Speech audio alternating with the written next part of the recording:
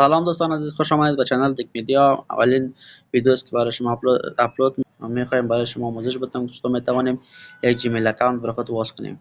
خب دوستان عزیز، بالای اسکرین موبایل خود میایم، بعدا بالای جیمیل اکانت کلیک میکنیم. کسی که در موبایل جیمیل اکانت اینستال نیست میتوانند از پلی استور اینستالش کنند.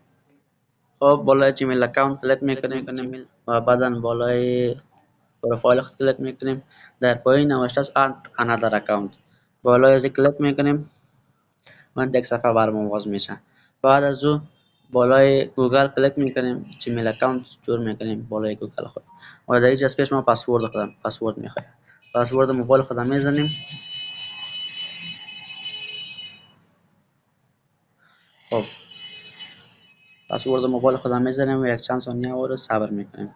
خب دوستان، میخوایم به خود یک جیمیل اکانت باز کنیم و کسانی که از پیش جیمیل اکانت دارن، جیمیل دارن، میتونن دیجا وارد کنن و اگر ندارن میخواین جدید باز کنن جیمیل خود را، جیمیل بسازن برای خود، میتونن بالای کرییت اکانت کلیک کنن. کرییت اکانت کلیک میکنیم، اینجا گزینه اول فور مای پرسونال یوز اینجا کلیک میکنیم و بعد خب دوستان عزیز تخلص خود وارد کردیم. بعدا دیجا برای ما از پیش ما سال تولد یا سال تولد ما از پیش ما میخوایم. مثلا به طور مثال ما جنوری میگیرم، مثلا 15 جنوری 2000 و اینجا جندر ما را انتخاب میکنیم میل و بعدا نکست کلیک میکنیم و دیجا دو دانه جور کردگی از خودش برای ما جور کرد. چیز دیگه، یک نام دیگه بر خود جور کنیم از دل خود.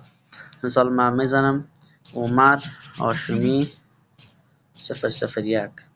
این رو وارد میکنیم، از gmail.comش نوشته است و بالای نکست کلیک میکنیم و در اینجا از پیش ما پاسپورت میخواد. به خاطر پاسپورت میخواد که از دیگه در جیمیل ما وارد نشه.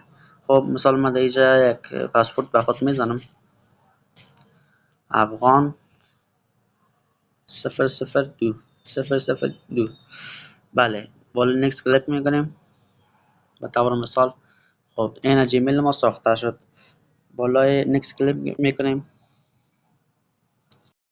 خب در پایین میایم آی اگری کلیک میکنیم.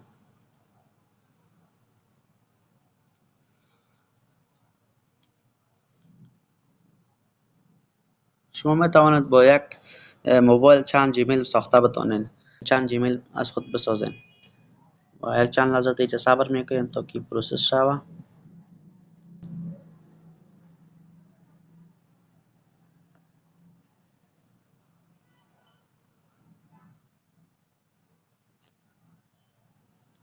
خب دوستان عزیز، جیمیل ما ساخته شد به نام عمر هاشمی 001 @gmail.com. خود ما نام انتخاب کرده بودیم. خب دوستان عزیز، اگر ویدیو خوشتان آمد چینل ما را ویدیوی ما را لایک کنید، چینل ما را سابسکرایب کنید و برای ویدیوهای بیشتر زنگوله سابسکرایب بزنید. اما ویدیوهای ما که ما اپلود میکنیم برای شما اولین نفر باشه که شما بیننده باشید. تا ویدیوی بعدی، الله نگهدار همگی.